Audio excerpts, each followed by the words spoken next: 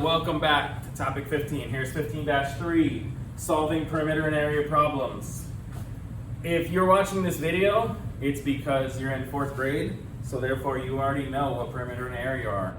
But I'm just going to go over it real briefly, and then we're going to get into how to use those formulas to solve perimeter and area problems. Okay? So, just a reminder, perimeter is the outside edge of something. So if you're going to walk around something, it would be the distance you walked around that thing.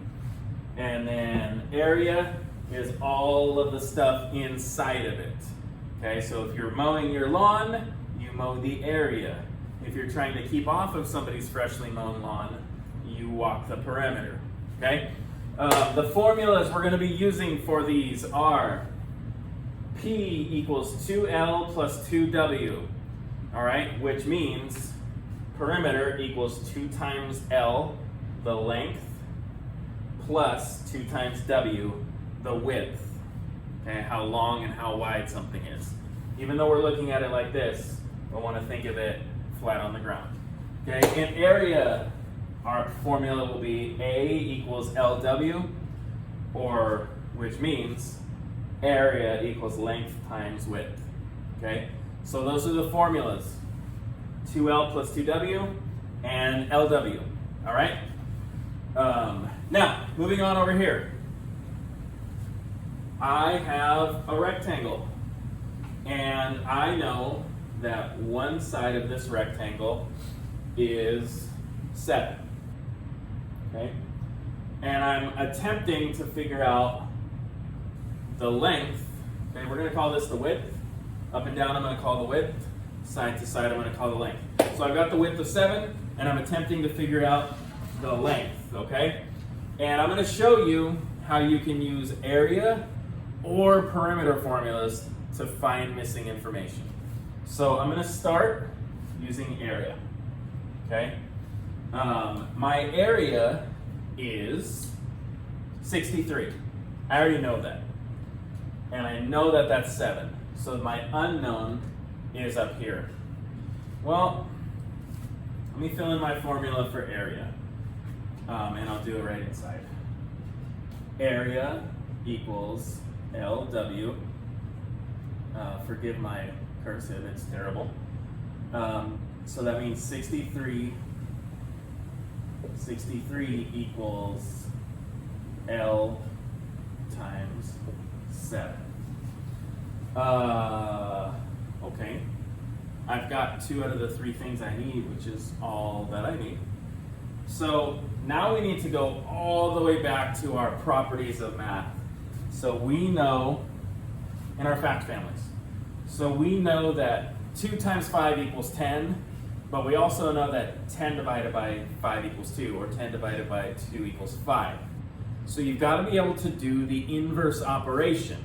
So if this is multiplication, but I don't have the number to multiply by, but I do have the answer, I need to work backwards using the inverse of that multiplication.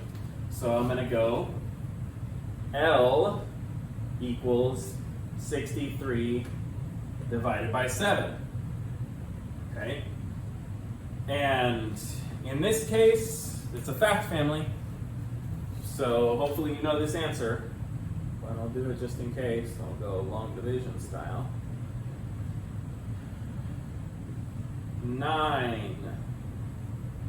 So therefore L equals 9. Therefore this number up top that I don't know is 9. Okay, and all I did was I took the information that I was given, plugged it into the formula, and then figured out which operation I needed to perform. Okay, if I had L and I had W, both of them, but I didn't have A, I would just do that multiplication. But since I need to go backwards, I need to do the inverse of that and divide. 63 divided by 7 equals 9. Boom, dynamite right there. Okay, that's how you use the area and the area formula to solve for missing pieces. Okay, so let me erase this.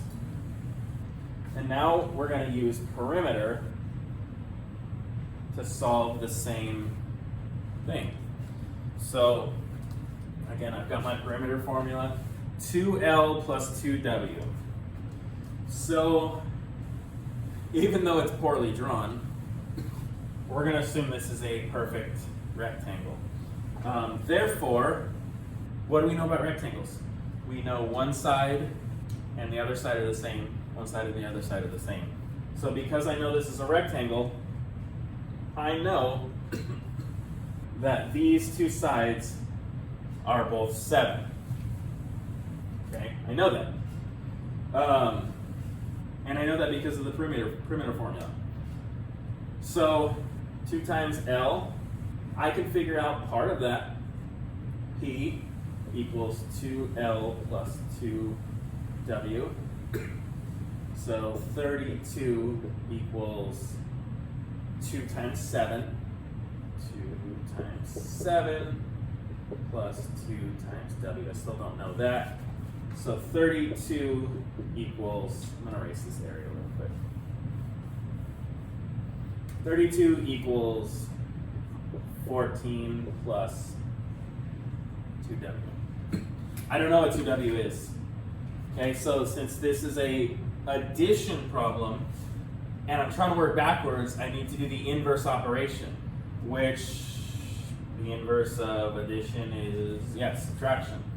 So what I need to do is I need to do 32 minus 14. Okay, I'm taking away the information I know to leave me with the information I don't know. Equals 2W. And 32 minus 14 equals, excuse me, 18 equals 2W. Okay? But what is 2W? It's 2 times W. So I still have information I don't need. I know that the leftover amount, 18, is going to be split evenly amongst this.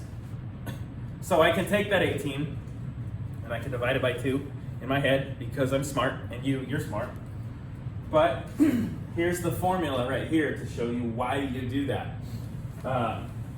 So since this is 2 times W, and I still am missing that third piece of information for this new formula, I need to do the inverse operation. So I would do 18 divided by 2 equals W. And 18 divided by 2 again is 9. So